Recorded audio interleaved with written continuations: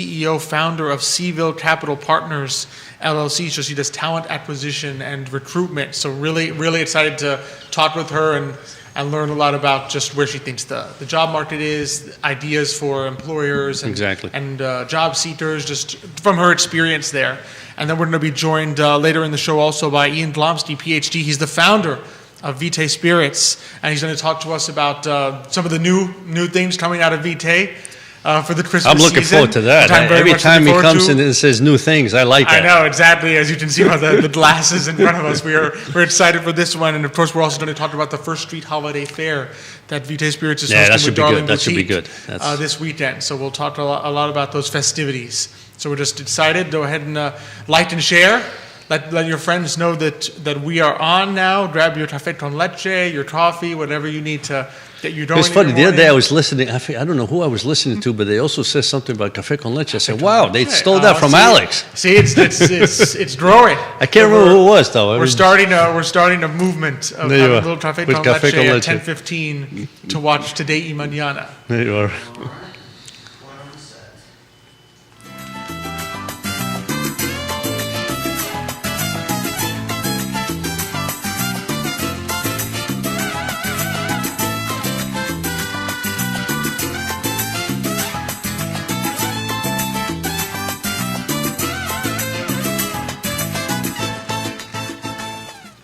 Good morning, everyone, and welcome to Today y Mañana. I'm Alex. This is Xavier. We're very excited to have you joining us this morning. I have a great show in store for you. I think it will be both informative and festive. Yes, at the same time, we're going to have, in a few moments, we're going to have Hope McCutcheon. She is the CEO and founder of Seaville Capital Partners. There's a local entrepreneur, a local small business doing talent recruitment. So that's fantastic, and we're going to talk with her a little bit about the job market and what she's seeing there and her story about how she started this small business. And then later on in the show, we're going to be joined by Ian Glomsky, the founder of Vitae Spirits, to talk about the First Street Holiday Fair and some new offerings in the Christmas spirit, in the holiday spirit from Vitae. Of course, we always appreciate being here on the I Love Seaville network. We always appreciate being sponsored by Emergent Financial Services, by Vitae Spirits, by Seaville Picnic, by GBS Financial Services, and by Cristel Noel State Farm Agency. And of course, we're always glad to partner with Forward Adelante, the premier Latino networking group here in Charlottesville, Virginia. So I know we got a lot in store today, a lot that's been going on, but one thing we wanted to talk about is because, this is the time of year, I think, that people often think about, all right, what do I need to do to sort of prepare for next year? What are some of the things I should be thinking about? Not necessarily just from a retirement perspective, but from a financial perspective as we get ready for those New Year's resolutions. It's like, well, is there anything I have to do before December 31st? And one of the things we like to talk to people about is just thinking ahead. I was just going to say something, even before we get into that. If you notice, I'm starting to wear the festive colors here, right? It's December 2nd, it's Christmas time, right? Which, I love Christmas. I love the lights. Season. Absolutely. Just the idea of the festivities, the lights, the aromas of the Christmas trees and just see all the decorations go up. It's just a great time of year, I think. Certainly for me it is, and hopefully it's the case for everybody. All the lights are starting to come up. Yes. I think there's a lighting too coming up. There's a grand illumination coming up, of course, as well as so that's coming fairs. up soon. So I'm very excited about that, and without any doubt, yes, as you mentioned, it's unfortunately at the end of the year we also have to start thinking about some things, which is one of them is the tax consequences, right? And as you get to the end of the year, you have a better idea as to what your taxes are going to be that year. And one of the things that we've been discussing, and I know we've been talked a lot with our clients about this, is the fact that tax rates are probably the lowest they'll be maybe for a long period of time. I'm not sure tax rates are going to continue to go down, but if anything, they'll probably begin to rise. And so one of the things that one can think about is, what do I do about that? Can I take advantage of that? And one of the things that we've looked at is the possibility of turning your traditional IRA into a Roth IRA. And I know we've talked a little bit about in the past about the difference between the traditional IRA and the Roth RIA. And as many of you probably know, but if you don't, the major difference, they're both retirement funds, and they both grow tax-free. However, the difference is that in the traditional IRA, usually when you put money in there, you save taxes immediately when you put money into your traditional. And then you pay taxes when you take it out in the future. Exactly. In the Roth, it's the opposite. You don't save any money today when you put money into a Roth, right? But when you take money out, when you're retired, you don't have to pay any taxes. So the question you have to ask yourself is, are taxes lower today than they'll be when I retire? And if that's the case, maybe the advantage would be to take a portion of your traditional IRA, or all of it, it depends on again, the tax situation, and turn that into a Roth. Now, once again, this is a question that you and your tax consultant should think about, your CPA or whoever does your taxes, because you obviously don't want that conversion to push you into a higher tax bracket, right? If that's the case. Because the conversion is a taxable event. That's basically correct. The key. When you're converting a traditional IRA to a Roth IRA, you're saying, I'm willing to pay taxes on this entire amount of this year, the amount that I'm converting this year, so that in the future, when I withdraw these funds from my Roth IRA, I will not pay taxes. But it's a taxable event this year. So the key is to talk with your tax advisor and say, okay, what are the implications of doing it this year? What kind of tax bracket am I in this year? If you're already in a high one, obviously it may make less sense. Yeah, exactly. No, it doesn't make any sense. It doesn't make any sense. But if you're in a low tax bracket this year, you can say, all right, what if I put myself in a position now where in the future I now have some part of my retirement savings that are tax-free, that when I pull on those, when I take those out of my account to pay my expenses in retirement, I'm not paying any taxes on that funds.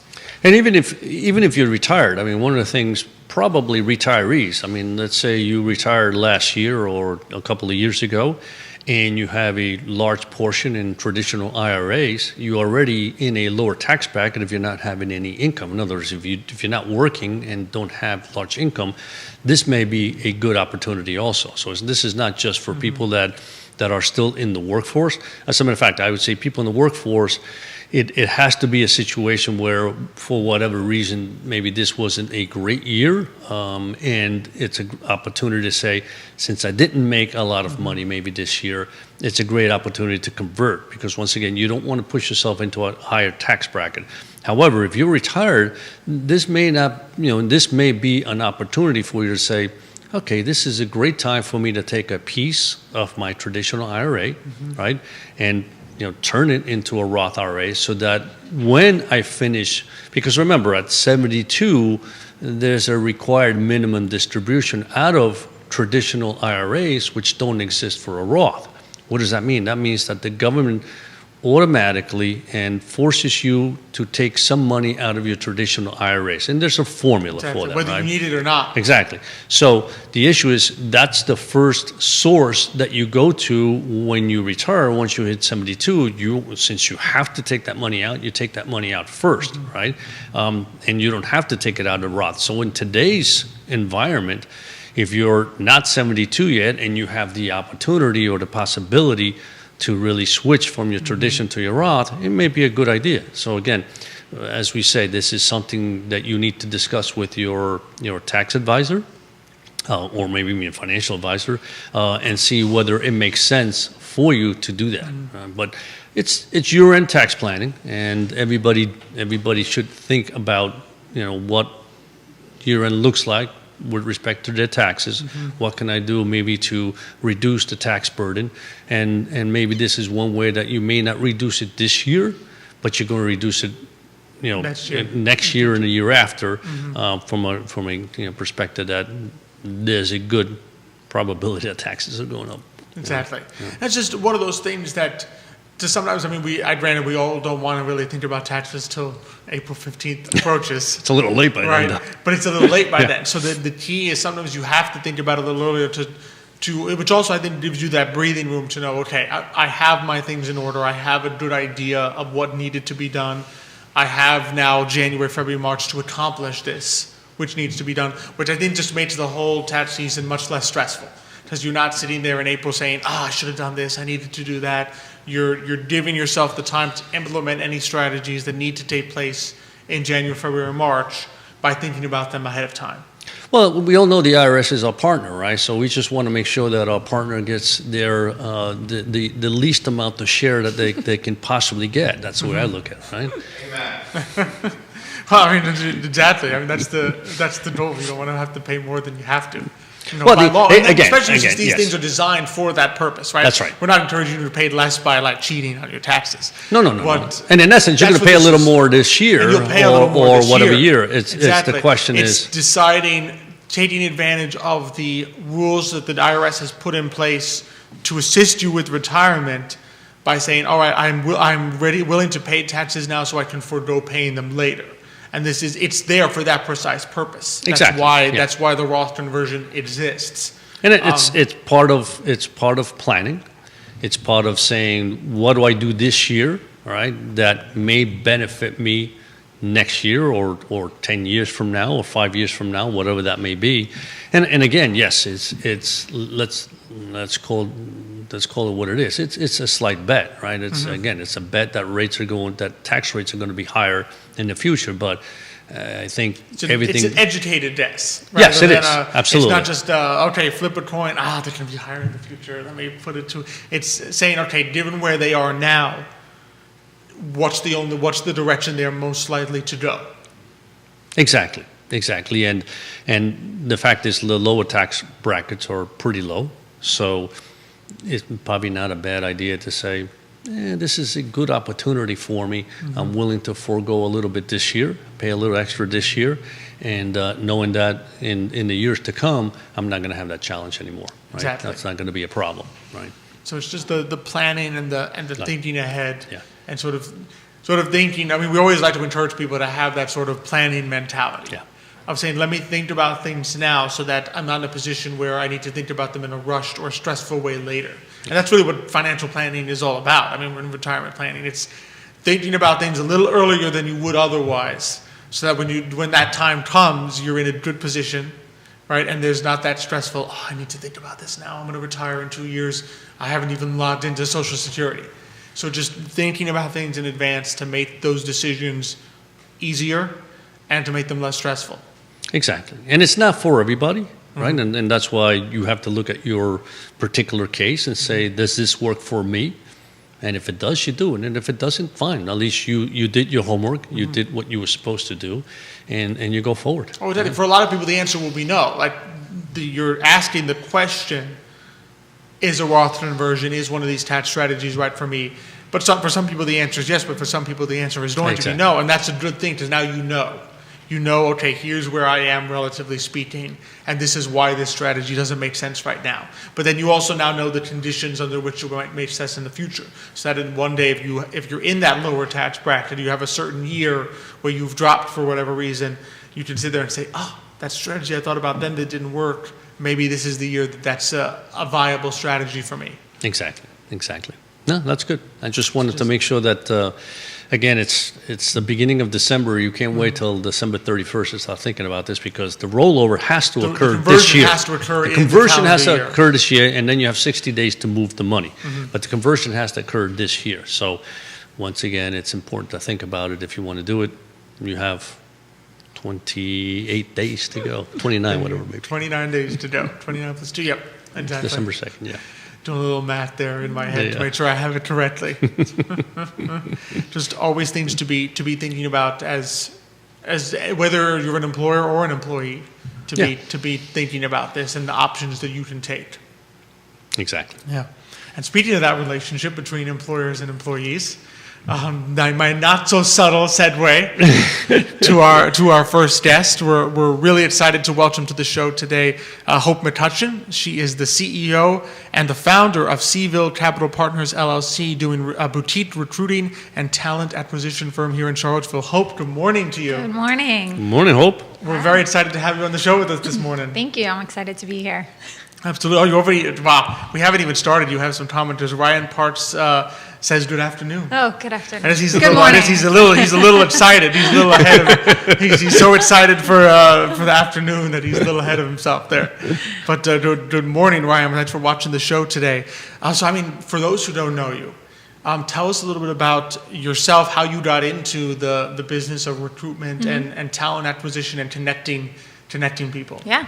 Well, I am from the area. I guess I would say I'm a townie. I've grown up here since I was 8 in and around Charlottesville, and went to UVA and decided to stay in town. And I ended up in banking and finance. So I was a commercial lender for about 12 years, and really got to know business from a different perspective. Really got to work closely with small business owners here in Charlottesville pretty intimately. Understanding the financials and just how business works. And I ended up making a career change into recruiting about 4 years ago. I recruited for a financial firm, actually, and it was fun and challenging, and I learned so much. I am appreciative of that company for just giving me the opportunity to make that career change. And what I saw, we sought after career changers, actually, and passive job seekers. And during that, I was surprised at how many people were open to a conversation, but their resume wasn't out there. And, I thought about how, wow, that's probably a big gap here. There's probably a lot of really great employees that would make a change, but they're not putting their resume out. They're not wanting to necessarily, it's a small town, and do that. And on the other hand, there's probably great employers that are looking for them that don't know how to find them because they're not on job boards or whatever. And really saw the opportunity to make that connection. And by nature, I'm definitely a connector. I'm a networker. I've gotten my last 4 or 5 jobs through networking. My resume is not updated since who knows how many jobs ago. I'm kind of proud of that, but just through networking. So I know the power of that. And so I started my company because I saw an opportunity to just bridge the employers and the potential employees. And it's kind of a who you know town, so I want it to be who people know. What would you say are some of the advantages of doing it as your own boutique firm, as opposed to working for someone else? What do you feel about what's the joy of entrepreneurship? Oh man, I can call the shots. I love that. I mean, it's one of the best decisions I've made. Especially, I started my company about 6 months before the pandemic started. Wow. And so I loved that I could navigate that season and decide what companies I worked with. I didn't have to pressure any companies, I felt like if I worked for someone else, there might be some, pressure to do a certain amount of work or close a certain number of contracts. But when it's my own company, I know that if I don't do the work, I'm not going to get paid, and I'm obviously driven by that. But I love just being able to decide, and I'm super flexible. If a company wants to do something a different way, I can decide, does that make sense to do that? Do I want to do that? Do I want to negotiate the contract this way? Or do I want to go into this industry or give this a try? So I think just making the decisions has been the coolest part for me, at least. Absolutely. Now, do you reach out to companies when they're in order to tell them that you are a recruiter, or do you how does it work? How does people get in contact with you and say, this is the person I want to send my resume to? And is it mostly local, or is it countrywide? So do you mean on the company side or on the candidate side? Kind of both sides, right? Because you work with both, right? Yeah, okay. I do. So on the company side, it's a lot of just networking. It's very organic how I found my clients and the companies that I serve. It's a lot of just the relationships that I already have in the community, or word of mouth. And so I'm thankful that I haven't had to do any traditional advertising. It's just pretty organic. On the candidate side, I do a lot of old school boots to the ground networking, calling up people I know in an industry and saying, hey, I'm looking for somebody else in your industry. Who should I talk to? That's what I had done with the financial firm. Was very successful with that.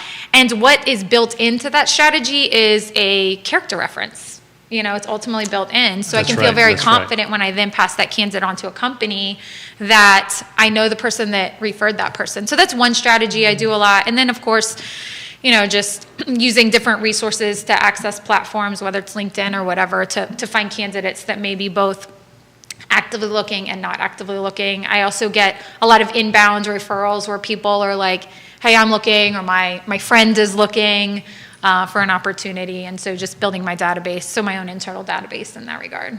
Do you ever find yourself where you actually call somebody and say, I'm looking for this particular person? Anybody you recommend? They say, oh, yeah. right here? I might be interested. Yeah, I do. Okay. Definitely.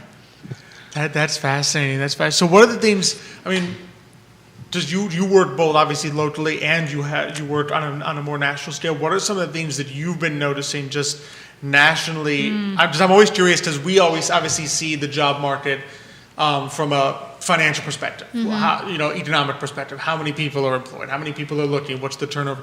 What are some of the things you're seeing on the ground on a personal perspective in this job market? Yep. So I did start with Charlottesville-based companies, but that has expanded. There's companies that I've worked with nationally.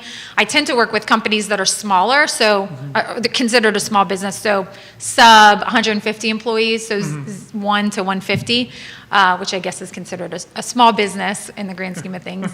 But I am definitely seeing a candidates market right now. I guess just like in real estate, when you have a buyer's market, right. I am seeing a candidates market. And what that means is there's a lot of options for candidates. Believe it or not, if you're out there and you are looking for a job, there are options. And I'm seeing that a lot of candidates are getting offers from my clients, but these candidates have options.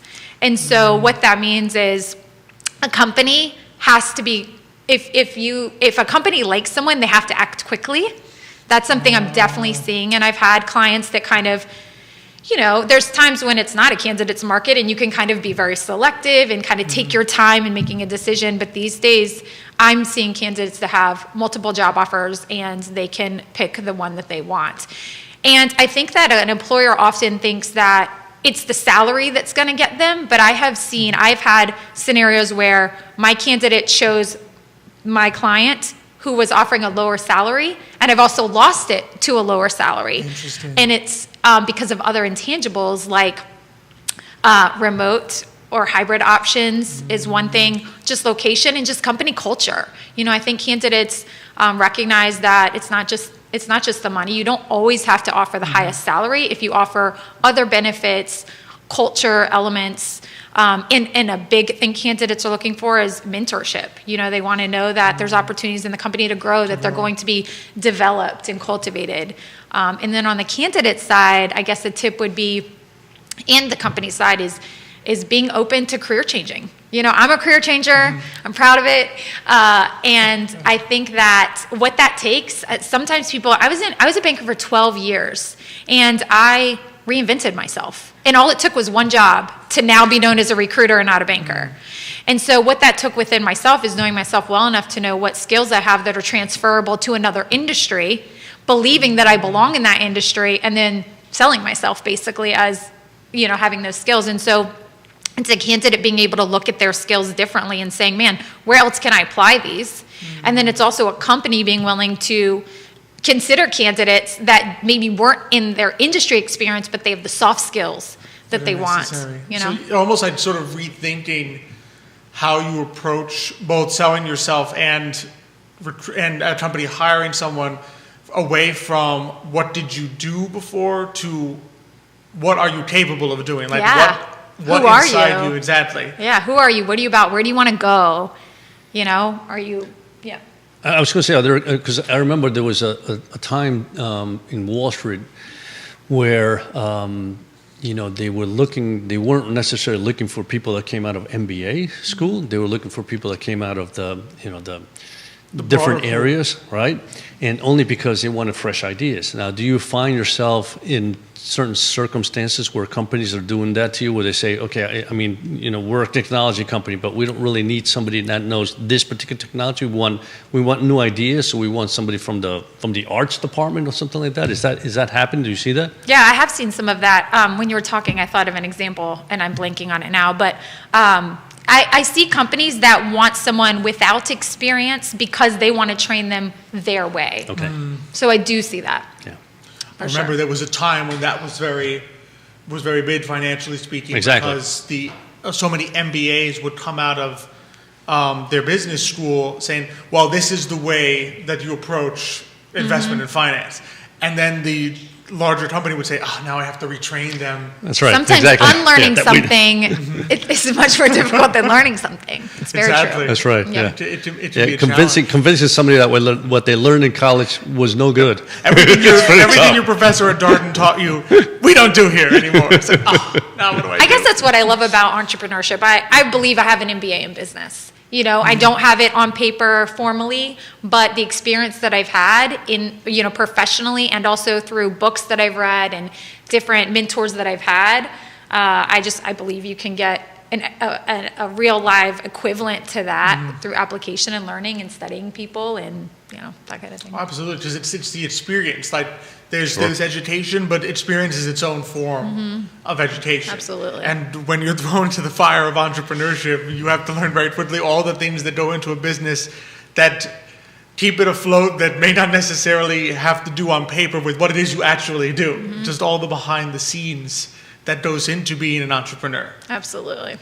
Is that something that you've enjoyed, that whole aspect of it? The creative side of it? Yeah, I have. And even growing a team, you know, I have people that I contract to work for me and just being able to, I've had an opportunity to coach and train. You know, one gentleman I work with really doesn't have recruiting experience, but he's talented, and it's been fun to help coach him and kind of view it as, can I position him? I get to be in one of those employers now that I'm helping. You know what I mean? Right. Can I help him be successful and, you know, one day own his own company, you know? And another thing is I'm very collaborative in my mindset to recruiting. There's a lot of really phenomenal recruiting firms here in Charlottesville, and I don't view them as my competition. I think that there's more than enough business for everybody, and I look for ways sometimes to collaborate with these companies. And so same thing with employees. I would want them to grow and develop and move on and do what's best for them.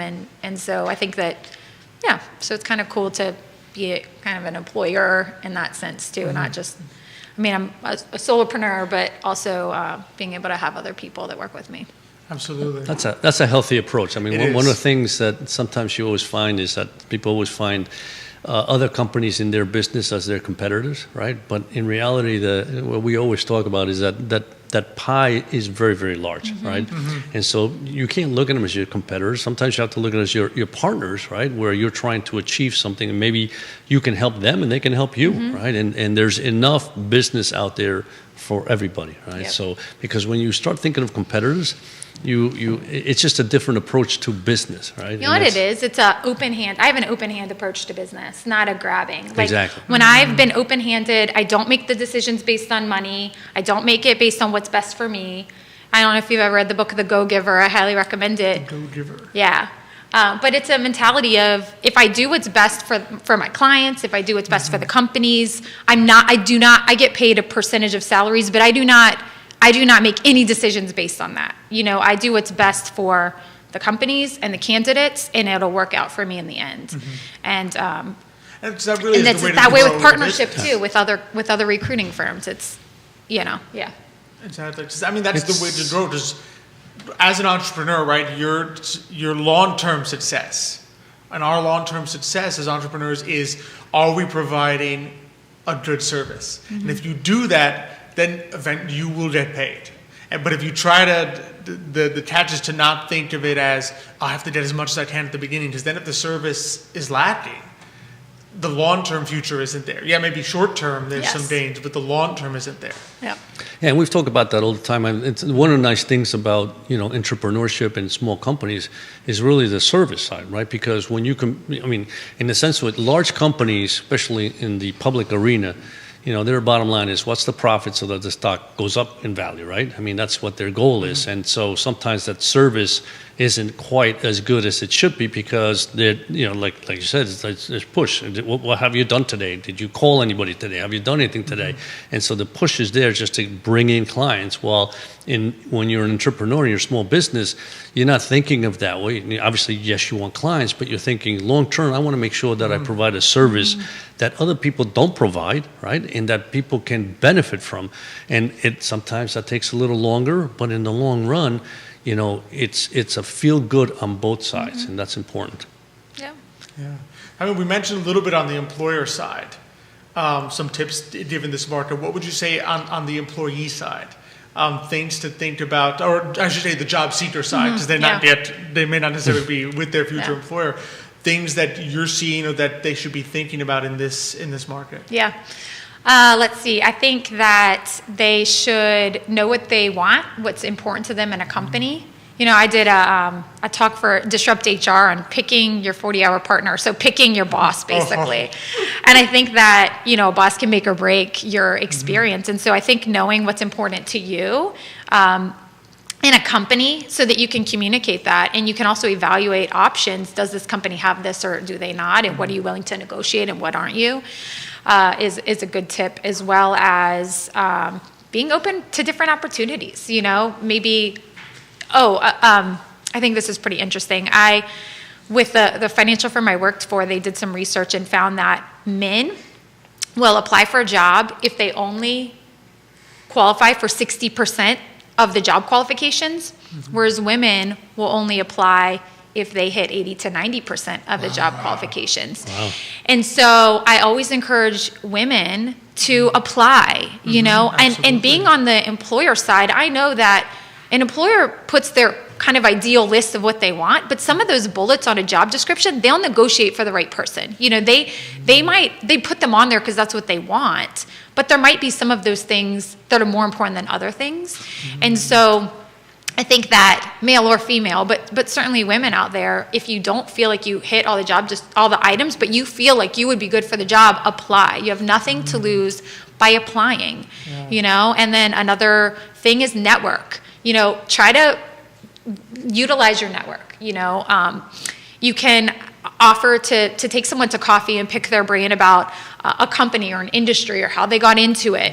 And there might be some connections because people want to help people that they like. And if you show genuine interest in someone, how they've gotten to a point in their career, they may make some connections for you, And so I think networking is significant. You can get very far in life that way.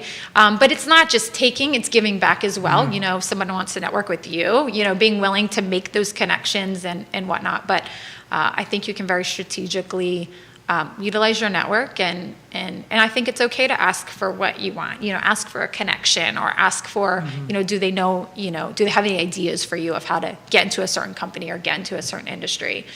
So it reminds me of the old maxim from Benjamin Franklin way back when he said, one of the best ways to mate a friend, you often assume that the best way to mate a friend is to do them a favor. He said, no, one of the best ways to mate a friend is to ask them for a favor. Exactly. Being generous and giving you a favor.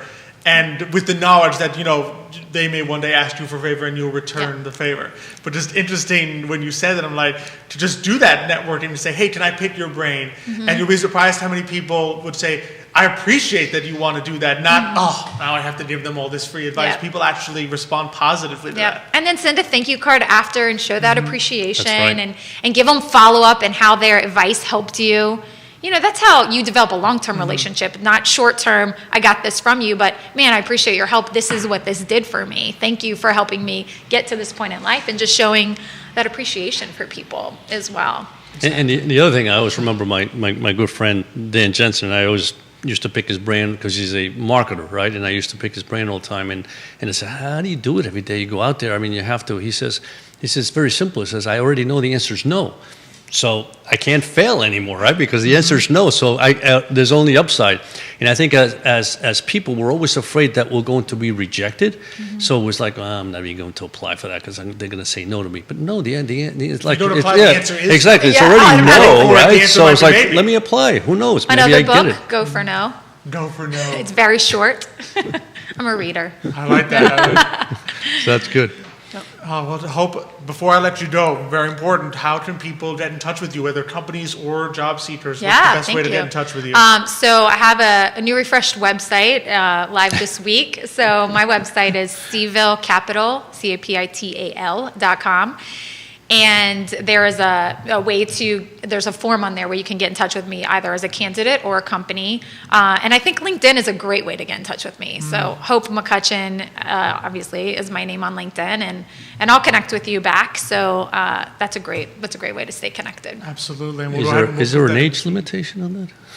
An age limitation. I just want to thank, we got some people watching, Danielle Bush, John Smith, Daniel Barfield, Dwight Swett. Thanks for watching. Nice. Thanks, guys.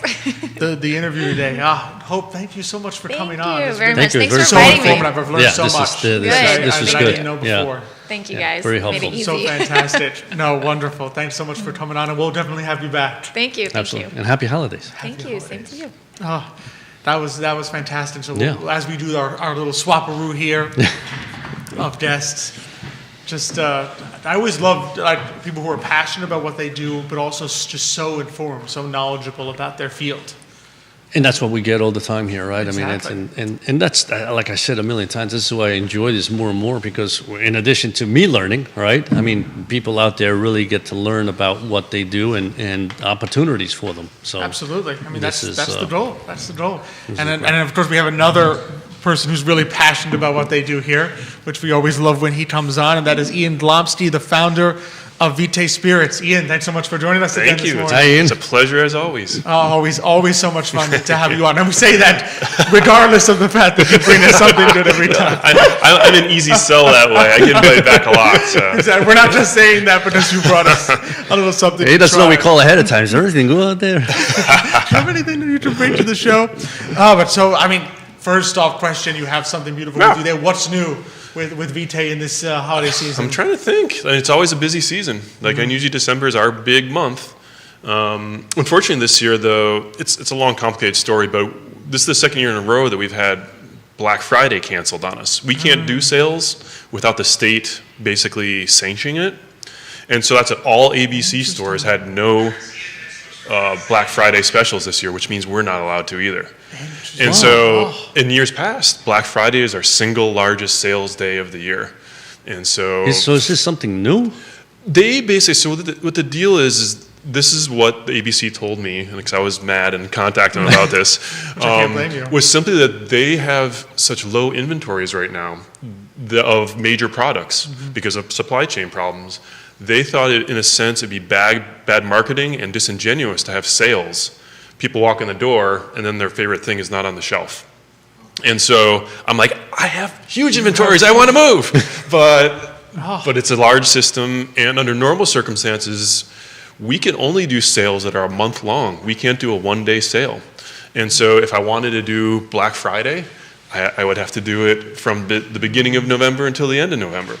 And that's not that special. It's not like a single day event and everything. Yeah. So I don't mean to come out here and complain all the time, but this is important for people to know about how this works behind the scenes, because they may sit there and say, why didn't he have a sale this year? And to know that and so I tried to do a thing. My intention was something I could control is kind of like freebies. So I was going to do like free shot glass when you buy a bottle or something like that. It ends up I'm not allowed to connect freebies with the sale of alcohol. So all I did, I was like, first 20 people that walk in the door, you'll get a free tasting or something like that. So I just can't. It's tough to adapt. Wow. Under so you can't do any of that. Nothing. No, pretty not. Only because there's just a tiny bit of alcohol in there. That's If you go above 20% alcohol, we go into a whole different legal kind of architecture from beer and wine. 20% alcohol is basically where all those things switch. So that's so interesting. But I think it's important because I think sometimes it's easy to forget that there are decisions made in your industry that don't come from you. It's not like Ian is being a cheapskate. He doesn't want to give us. And that's what I worry about. That people perceive it as that. And a lot of breweries and wineries and stuff. When you kind of do collaborations with people, you give them a couple bottles, as a thank you. But I don't own any of these bottles. They're not mine to give away. The state owns them. So people think I'm a cheapskate. And when I have board meetings and stuff like that too, my board's always coming up with all these great ideas. I'm like, can't do that, can't do that, can't do that. And so it gets frustrating. Yeah, no, I can imagine. Absolutely. Absolutely. But I know you have some... The idea of creativity in this case is other than in creating great drinks or great bottles, it just doesn't help you. It's kind of learning how to weasel through the system. Weasel, I like that. to get something done despite the system. In some ways, it forces you to be even more imaginative. To say, I have this great idea, how can I also achieve it? Yeah, exactly. Which is fantastic. So, I mean, you have some incredible new things that you have with you. And so this is a seasonal, and this is a very popular seasonal. This is our Damsom Gin, technically liqueur, because there's a little sugar added to it. But it's kind of based on the British tradition of sloe gin, which basically at the end of the summertime, they pick their sloe plums, which are tart, which are quite tart, but that's what they're kind of aiming for. Oh, sorry. There you go. A little more. There you are. And so what they do, they basically soak in gin these sloe plums. And it becomes a kind of a magenta colored thing that is basically ready around the holiday season. So it's associated with the holidays. We can't grow sloe plums in North America because I guess they spread an agricultural disease, so they're not allowed here. But another closely related plum, the Damson Plum, is kind of like the plum of Virginia. That's kind of like, you see Damson Plum jams, all that type of stuff. And so I basically go to Dickey Brothers Orchard out on Crabtree Falls Highway, and I get Damsons from them. There's only 2 commercial growers in the state, and one of them happens to be in Nelson County. Nice. And so however many he grows, that's what I grab. And so that's a limited quantity. So we tend to have maybe 300 or 400 bottles per year, and they usually sell out within a month or 2. And so it's a very popular thing, and people, like I said, kind of have this tradition of having it around the holiday season and everything. But it's basically our normal gin, our modern gin, that we steep plums in for 2 months. Kind of all the color and flavors come out of it. This year, every year we improve our production process a little bit more. And this year I got basically a wine press, kind of one of those wooden basket things. Yeah. And you crank it down, so I get more juice out. So this year it's a lot darker, and actually, so it was a lot more tart actually than previous years. I had a little sugar to offset that tartness. But yeah, every year we get a little bit better, and it tastes a little bit better, and we get a little bit more, and it's a fun thing. This is the kind of thing that goes with the Christmas pudding, I suspect, right? Yeah. And we're scheduled to the official release is next Thursday. So just December the 9th. Yeah. Yep. Because I mean, it really does. It gives you that warm. When you think of plums and like liqueurs, it gives you that warm feeling of settling down at night. Yep. You've got your little cordial glass. You pour yourself a little. And this is a little bit lower alcohol than that. Actually, it's the lowest alcohol product that we produce right now, and it's only 60 proof or 30% alcohol. So it's a little bit lower, but so that means you can hang out with it a little bit longer. You can have 2. You can have 2 glasses. Is it time to do a little pouring as we're talking about that? Exactly. Sorry. So I'm interested. So you're telling me you literally buy all the plums from this orchard to do this? Close to it. I've actually had some people a little bit mad at me for doing that. I don't get to eat this plum. Yeah. That's interesting. Yeah, but then after they taste it, they'll be glad that you got the plums first. In honesty too, the Dickey Brothers has recognized that there's a growing demand for Damson plums. So they planted I don't know what the number is, 100 plum trees a couple years ago, and they just got their first couple plums coming off of it. And it's not Damson plums. The nursery messed up. Oh man. And so they're a couple years behind on their expansion and everything. So it's a little bit of a mess. So poor guys. Yeah. But cheers. Cheers. I think you'll like it. Oh, it smells good. Wow. Isn't that neat? Yeah, it really is. Neat. Yeah. I've never had anything like this. I love the tartness. Because you don't often get that. Usually the fruits just go full sweet. Yep, exactly. This one has that little tartness. Yeah. It lasts in the tongue for a long time. Yeah, and I don't know if you've ever eaten Damson plum straight. They're often not eaten as hand plums because they're so tart. And that's why they're good in jams and pies and all that type of stuff, where you kind of add sugar into it. But they have are they amazing. Small, They're probably a little bit smaller than a golf ball, I would say. It varies from year to year a little bit. And honestly, we put batch numbers on everything because from year to year, the fruit actually does vary too. So last year was our smallest batch of it. So we got very little fruit because there was a late frost, which means there were less fruit per tree, but that means more energy was put into each individual plum. So the plums were amazing, but there was very little of it. And so I think we had 180 bottles instead of the normal 300 or something. So that one, I think that sold out in 3 weeks or something. Wow. So you gotta move quickly if you want this for the holiday season. It doesn't last that long. Yeah. But it really is. It gives you maybe it's because I associate in my mind the flavor of plums with the holidays. Just our mom puts the plums into puddings Thanksgiving and stuff, stuffing. She'll put plums into the turkey and we'll have them. But just the flavor of it just reminds me of the holidays. Great. It's like you did it, it does. and it triggers those memories and that sensation. Well, it's kind of got a little bit of the kind of the magenta red holiday kind of look to it and everything. It does look beautiful in the glass. Yeah, it does. Has a certain I do think the look of something is also important. It has that festive look. Yeah, warm color, right? Yeah, exactly. And like I said, the flavor lasts. It's just nice. Yeah, I'm gonna have a little more. That's beautiful. Ooh, that's fantastic. So this is going on sale a week from now? Yep, next Thursday. And we do, on releases of new products, we always do free tastings. So if you walk in, you get a little free tasting of it too, if you're interested. So you mean they let you do that? We are allowed to give free tastings. Okay. Yeah, it used many years ago it was only free smellings. We couldn't actually put a glass, put a little screen over it so you could smell it, but you couldn't actually drink it. Oh Lord! at least that's moved into the 21st century. Yes, exactly. At this point, I mean, speaking of just the beautiful festive things, I know one of the major things happening this weekend that you can enjoy some of these tastings, and maybe you can't buy this until next week, but is the First Street Holiday Fair. That's right, and that's what so that's happening this Saturday from 10 a.m. to 6 p.m. Okay. I should say right up front that Linnea from Darling, essentially this is her baby. Like she's the blood, sweat, and tears of this event. And really, I helped out behind the scenes a little bit, getting like permits and stuff like that. So a lot of the organizing was done by Linnea, and so she deserves the credit for a lot of this. And so there's a lot of stuff going on. She's pulled together over 20 craft vendors, kind of like people that build stuff. So we have I brought a little cheat sheet. Oh, fantastic! But so we have sugarloaf alpacas. So I'm assuming it's like things perhaps that are knit or something like that from alpaca fur. There's where'd it go? Minerals and Mystics. There's Mary Jo Accessories. There's Ella Rowe Jewelry. So there's jewelry makers. All these people are people that produce stuff.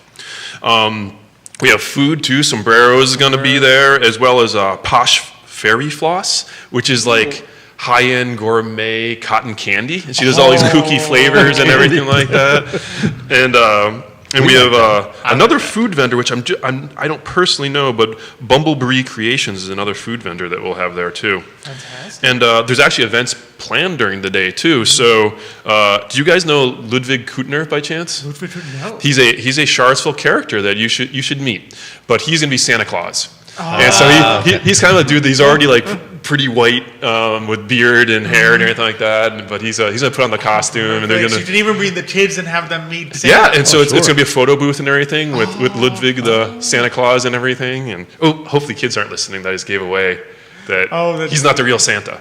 But he works for Santa. Yes, that's right. As every kid knows, the mall Santas. He's going to get a 1099. Work for Santa. He'll get a 1099 or something next spring. So from Santa. I just remember that we watched Prancer, and as every little child knows, does the kids they're clever enough to know it's not Santa, but the next step is they realize he works. Well, it's a direct line to the big guy. Santa can't be everywhere. He sends out his assistants. Right, exactly. So Santa Claus photo booth is from noon to 2. Lily Graciela is going to be the music person. Lily Graciela, Lily. Lily DeRay, yes, we're a big fan. So Lily Graciela is now her performing artist name, but she's been on the show before, so really? she's fantastic. I didn't know that either. Yeah, it's brand new. She under Ciela Creative Commons. Ciela Creative House, I should say, which is her like creative branding and her album, like her recording company. She does as Lily Graciela. That's her middle name. Okay. Oh, okay. Yeah, that's the name that I was told. Yeah, no, exactly. And she's from noon to 1 p.m. So she is fantastic. She's in the middle of the day. That'll be fun. Yep. And I'd say the other kind of fun event that's going on is the Hive. Do you guys know the Hive? The Hive, no. So the Hive is kind of like it's a studio where you come in and you do crafting yourself. They kind of give you directions, and they give you all of the kind of the materials and everything, all the way from like kids all the way up to adults. And so what they're basically having, like, at their booth, they're going to have do-it-yourself crafting. So they're going to have stuff there so you can kind of, whatever, make your Christmas ornaments, or I don't know what their plan is specifically, but that's kind of the idea behind it too. So fun. yeah, so and this is all going to be super fun.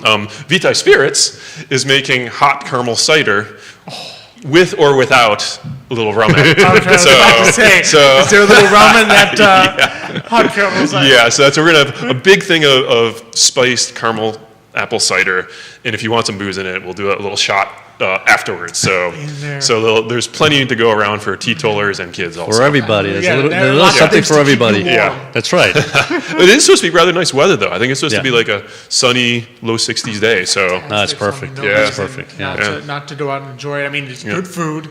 I love the do-it-yourself crafting part. I mean, plus what I love is that Linnea's put together, like, this is so many artisanal crafts. So it's not like you're going to a big box store and there's a bunch of little knickknacks you can pick, but they're all made far away and there's thousands and thousands of them. This is like something that someone put handmade work into this. I'm making sure I get away from that hot cider and go and do my shopping too. So absolutely. I mean, and that's kind of like Linnea's thing. Like, I'm not sure if you've ever been in her shop, but like, it's all curated, super neat stuff. And so I think she kind of has like those relationships to some degree established because of Darling, and this is just another way to extend it into something bigger. Absolutely, and supporting like small local artists. Yeah. So I mean, when you're going there, it's not, yes, you're getting your Christmas gifts, you're having a great time, you're enjoying some of that hot apple cider with or without rum, but you're also knowing that like what you're spending there is supporting local artists. Yeah, exactly. Absolutely. And staying in the community. That's the beauty of it. I would say probably 99% of the people that you go and buy stuff from, that person's hands are the ones that put that thing together one way or another. So. And they're special gifts, right? Because you can't just go to any store. You can't go to Amazon and buy it. You basically have to buy from the person who created it. Yeah, absolutely.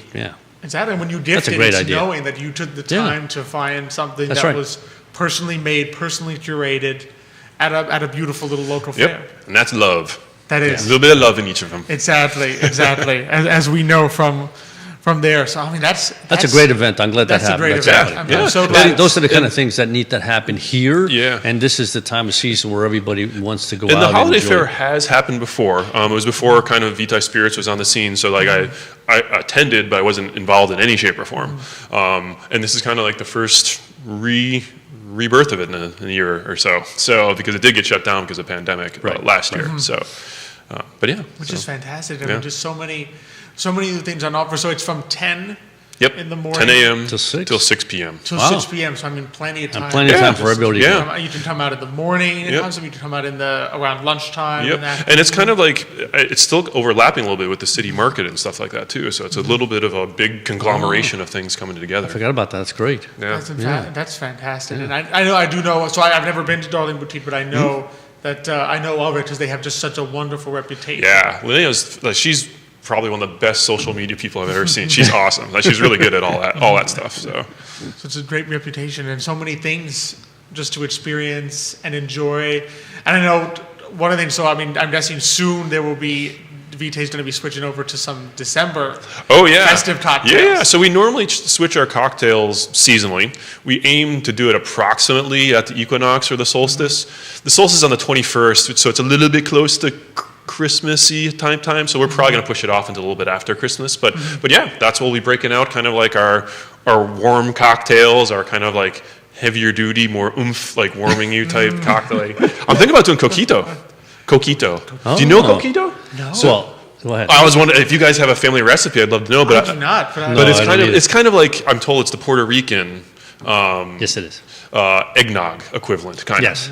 Yeah, and so I wasn't sure if Cuba had anything kind of like equivalent or whatever. But not that. No, I've never heard of it when I was growing up, but I know it is more of a Puerto Rican. Yeah, but it's like eggnog, but it has coconut milk in it. It has condensed milk. It's just a little bit. There's a little bit of tropical twist to it, I would say, the coconut aspect of it. So, but lots of cinnamon and kind of. It's a little sweeter. Like yes, it's quite sweet. Sweet as dirt. Yeah, I won't complain about the sweeter eggnog. I know you wouldn't. as you suspect. Yeah. So you're going to do something with that? I think so, because it's the way that this works for us is all of our employees mess around with cocktails at home. So I have my homework to do every night developing this, and My wife is my guinea pig, sometimes good, sometimes bad. But we all come up with our ideas. And then we have like a week or two before the actual like opening day, we all come in with our ideas, we make them, whatever's best goes onto the menu. And so there's a certain amount of just business balance I do. Like I don't want to over-represent a single spirit. So there's a little bit of that shifting around. But yeah, it's kind of a competition. And that's what I was saying earlier today is that I didn't have a single cocktail on the autumn menu. So I really got to up my game to like make sure I get at least something. So you're in on this competition. Exactly. Like, I mean, I'm like the head of the company. You got to get your wife ready. Morning and afternoon and evening. There you are. One drink. Yeah. You're not going out today. You're drinking all day. You've got a job to do. I need you to drink all day. Exactly. I mean, it's the perfect.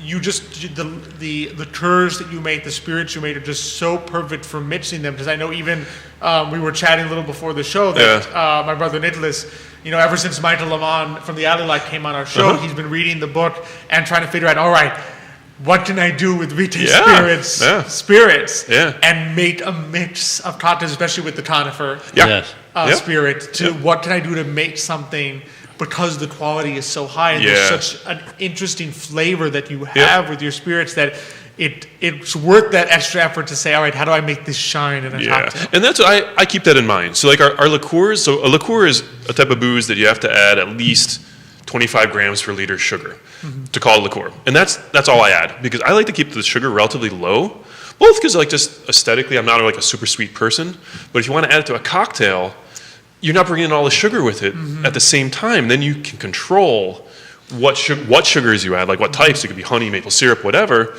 But also you can just add sugar up to your taste rather than like having it by default, all the sugar going in there, making it super sweet. And so that's why a lot of liqueurs, our liqueurs, I minimize the sugar influence so that you have the control in a cocktail about how sweet you want to make it. Exactly. And sometimes the sugar will hide a little bit of the flavor, right? So that's the important thing. The coffee. The coffee liqueur? We got ourselves a bottle of the coffee maple syrup. Oh, yeah, the barrel-aged coffee liqueur. The barrel-aged coffee liqueur. Yeah. And just probably also because of the fact that it's not overly sweet, the flavor of the maple is just so strong in it. Yeah. That after you have that first initial taste of coffee, but then the maple syrup taste isn't hidden by sweetness. Right. Yeah, it's there in the flavor of the spirit. Yep, absolutely. That's what we strive for. They do a great job. They really do. Fantastic job of it. I mean, this has been wonderful. This has been delicious, right? Thank you. And I know the one with the coffee is. I will add it to your growing bar stash over there. We appreciate that. We appreciate that. We call it the Fortification Center for Nervous Guests. Is the official name of that section of the set. I guess every time I come, I just have to be a little nervous. You just have to make sure that you're right. nervous. Right. You can fortify calm yourself. those nerves. Exactly. Ian, always such a pleasure to have you on. Absolutely. We're so excited for what's coming up with VK. Yeah. So excited for what's coming up this Saturday. That's right. First Street Fair from 10 a.m. to 6 p.m. It's going to be fun. So many things. It's going to be a blast. Yeah. We look forward to seeing all of you there. So make sure you take the time to come out to it. But thank you so much for joining us. Absolutely. Thank you. Yeah, this has been great. It's going to be a lot of fun on Saturday, right? It's going to be a blast. I mean, so many amazing things that are going to be there, and just to take your family and have a beautiful time. It's what you look forward to really during this, in particular during this time of year, because the Christmas season, right, the holiday season, where gift giving is so much part of us, because sometimes giving is even better than receiving, and to be able to go out there and see what people are doing with their own hands, with their own creativity around town, and enjoying a little bit of the warmth of Vitae spirits. Exactly. That'd be great. It's fantastic. It's fantastic. So we really encourage you all to go out and enjoy the First Street Holiday Fair this Saturday, 10 a.m. to 6 p.m. on First Street. Not difficult to find. That's right, exactly. It's right there in the name, First Street Holiday Fair. First thing to do Saturday. There you go. First thing to do on Saturday morning after you wake up. But be sure after you have your café con leche, right? Café con leche. Exactly. So just really appreciate both our guests today. Fantastic guests. Learned so much. Had a beautiful time. Just really appreciate their coming on. Really appreciate being here on the I Love Seville Network set. Judah behind the camera, as always. And I know the Judah cam will slowly be making its more and more appearances. So That's next right. time we gotta have to get him on this way. When I thank Judah, he can wave to the Exactly. to the camera. It is. I know. We've set it up. So we have to have So there it is. Yes, it's right There there. it I is. see it right there. Hi, Judah. The Judah cam, and then he can wave. Judah doesn't like the Judah camera. We're using it. There he go. is. All There we right. go. Thank you, Judah, as always, for the great work. He does fantastic work behind the outrageous. camera Yeah. to make sure that this all comes off the way it does.